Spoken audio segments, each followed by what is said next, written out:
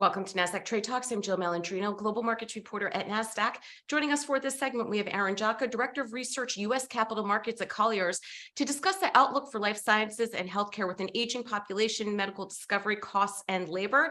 Aaron, it's great to see you as always. Welcome back to Trade Talks. Thanks, Jill. What are the biggest changes observed in life sciences last year, including the wider availability of product and cooling off of the VC IPO pace that was a record in 2021? It was. So last year was really a return to normalcy.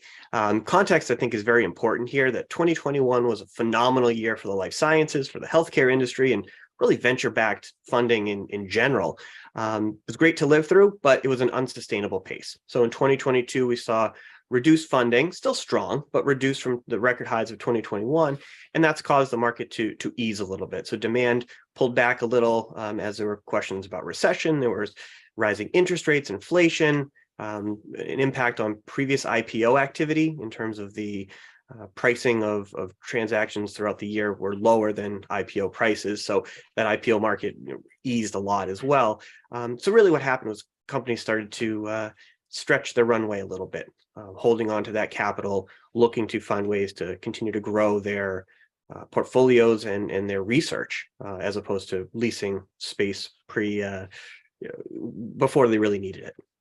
What is your outlook for commercial development, and what markets are life science clusters forming?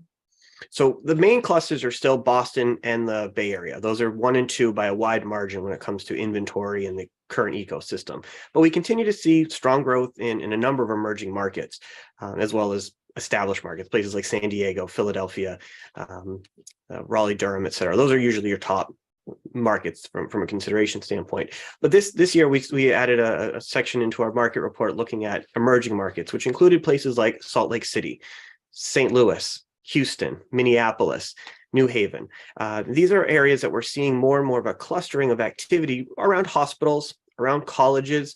You have a VC-backed, environment there. It's not to the same extent as on the coasts, but what we're seeing is really beginning to build an agglomeration of activity. Pittsburgh falls on that emerging markets as well. So you have robotics and you have a lot of different components that really can tie in and build a life science marketplace. What's the performance of healthcare real estate dependent on? So far, healthcare has performed very, very well. Costs are a concern as of right now, as is labor. So those two are really concerning. But from an overall performance standpoint, vacancies fell last year in medical office space, rents rose, and sales were at an all-time high. So looking at that, it's completely bucking the trend of office performance, where we saw rising vacancies, rents that were flat and volumes that fell. So it is a very different situation there. But the biggest concerns when we're talking to our clients, as well as looking at surveys, are costs and the availability of labor. We are seeing an aging of folks leaving the industry and folks not necessarily coming back into the industry. So medical personnel is a challenge. Right. Which is interesting because the aging of the industry, we're going to get into that in a moment when you think about longer term opportunity. But before we get to that, what's the impact of Silicon Valley Bank's failure on the life sciences investment ecosystem and the commercial real estate market overall?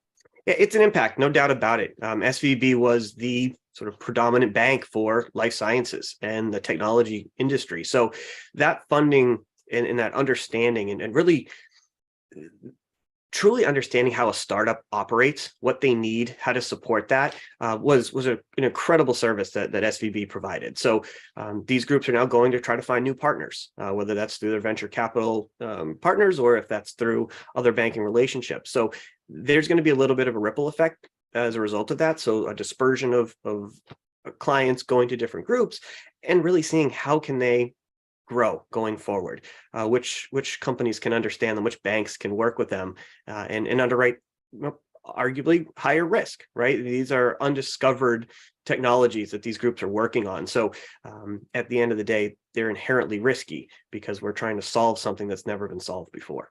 Right. Well, I mean, maybe the silver lining is you don't have the concentration risk of only being affiliated with one bank. Very true.